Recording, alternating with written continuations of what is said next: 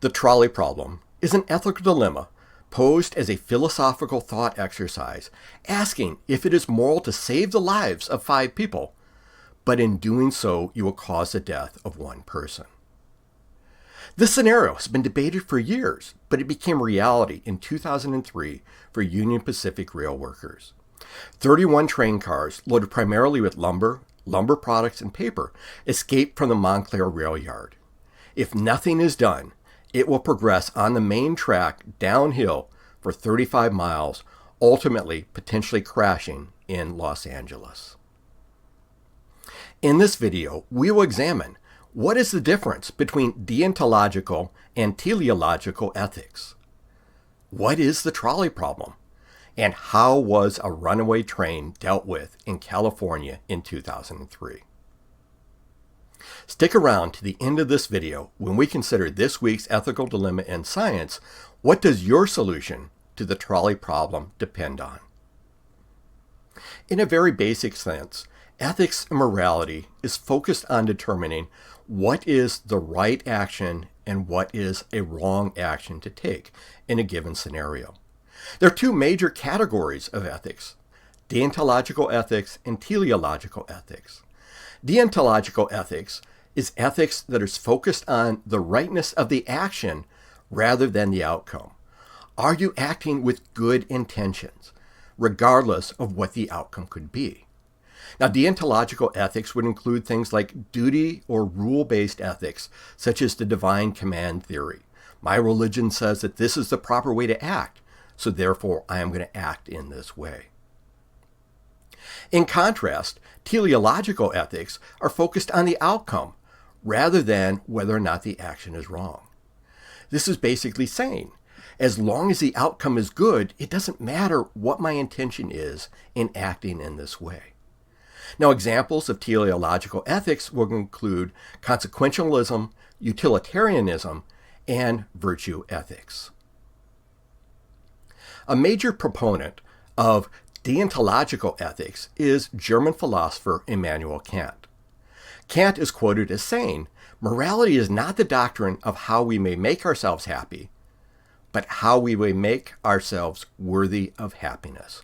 Again, deontological ethics is focused on the rightness of the action that is being taken, regardless of the outcome. This is further illustrated in an additional quote from Immanuel Kant, which says, "You should live your life as though your every act were to become a universal law. Therefore, act in a way that is appropriate, regardless of what the outcome would be." You can argue that a proponent of teleological ethics, focused on the outcome, would be Niccolò Machiavelli.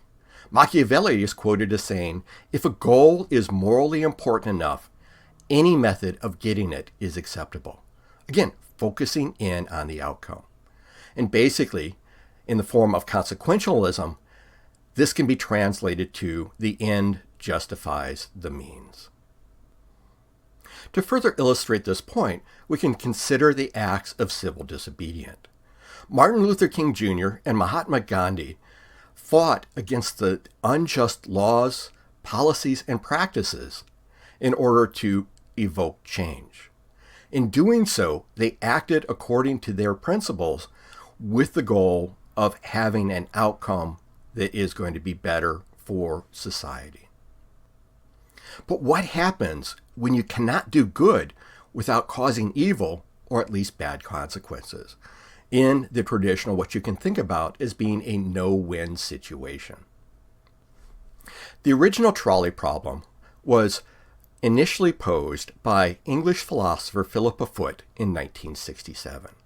The idea behind this is that you've got a runaway trolley that is going to continue down the track where, in forms of cinematic villains, have tied 5 people to the track here. If nothing happens, this trolley is going to go down and kill 5 people. However, you're standing here next to a switch that would divert the trolley from the main track onto a sidetrack, saving the lives of 5 people, but in doing so, causing the death of a single person. So you've got 2 options. Option 1, do nothing and have the trolley run over 5 people. Or option 2, pull the lever and have the trolley kill a single person on the tracks. For a deontological ethicist, where the action is what is important, thou shalt not kill, and therefore you should not take an action that is going to cause the death of a single individual. For a teleological philosopher or a person following the teleological ethics, it's the outcome that is important, and therefore you should act to save the lives of 5 people at the expense of the death of 1 person, because saving 5 people is better than the death of 1 person. A variation to the trolley problem, sadly called the fat man problem, basically asks, what if instead of having to pull the lever to divert the train, you must push someone from the bridge in order to cause the trolley to derail? Now, people that would normally say, yeah, we would throw the switch and save 5 people, would not push a person in front of the trolley. In both circumstances, 1 person is killed to save 5. So what is the difference? Returning to the scenario at the start of this video, in June 2003, 31 train cars weighing approximately 3,880 tons and a total length of 2,281 feet escaped from the Montclair, California freight yard and began rolling downhill towards Los Angeles. Los Angeles is only 35 miles away, and so they don't have a lot of time in order to make a decision. In this real-life trolley problem, the Union Pacific workers have a decision to make. The first option is to do nothing. And if they do nothing, the train is going to stay on the main track, track number 1, and is going to progress through downtown Los Angeles into the LA freight yard, and it's also going to cross many areas which have metro passenger trains going on. Now, the alternative is that they could divert the train, this runaway train, onto track 2. The problem with that is that's going to risk a head-on collision with a 93-car train of hazardous materials, including several train cars containing liquefied petroleum gas and chlorine residue. Another alternative is to divert the train onto track number 3 over here, where it will go away from Los Angeles, but in doing so, it's going to cross the tracks of high-speed freight, Amtrak, and Metrolink. And then the final decision, or final option, is that they can divert the train onto track number 4. Now, track number 4 has a wide section of railway with 4 tracks wide. It has a wide section of the railway right-of-way, so there's not buildings close to it. But it's within a blue-collar neighborhood. There's also the fact that this side rail, or this side spur over here, has a maximum speed of 15 miles an hour, and it's likely that if they divert the train onto this track, it is going to derail.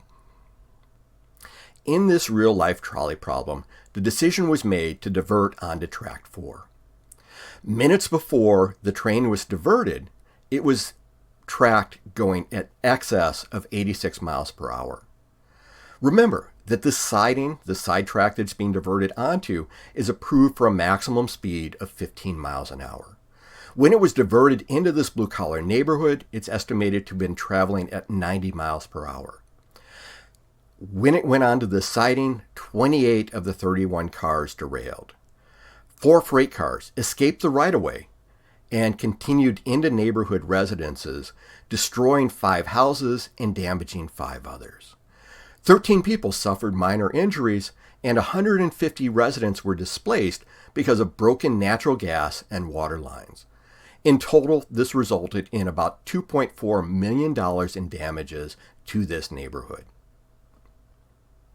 So that we can consider the thought process in trying to come up with the best solution for a trolley problem, we're going to look at a situation where we've got a runaway train coming downhill, and it can be diverted over here in Pleasant Valley onto a siding over here, or it will continue down over here into Metropolis.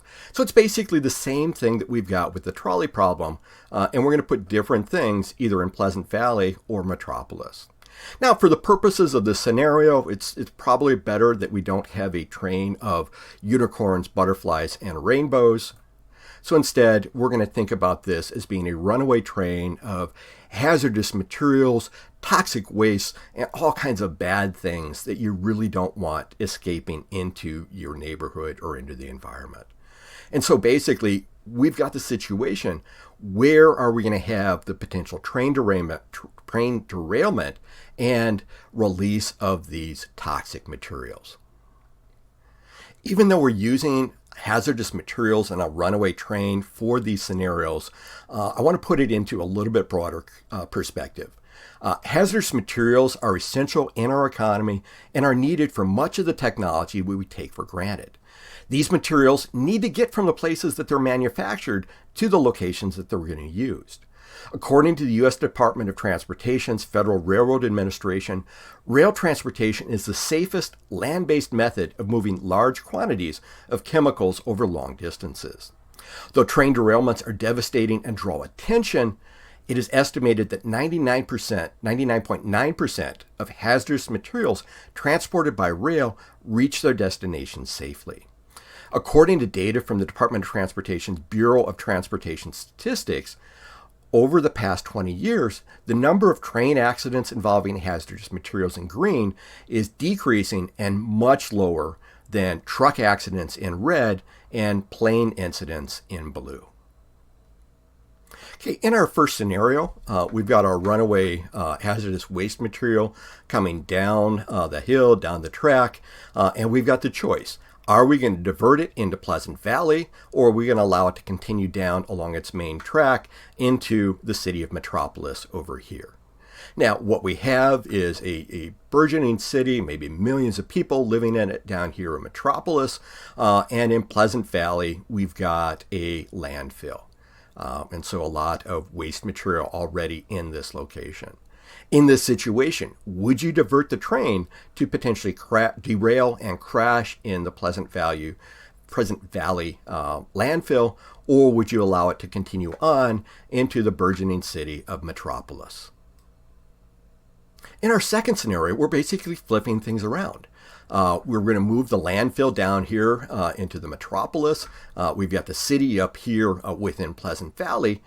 Are you going to divert the train and potentially crash into the Pleasant Valley city over here?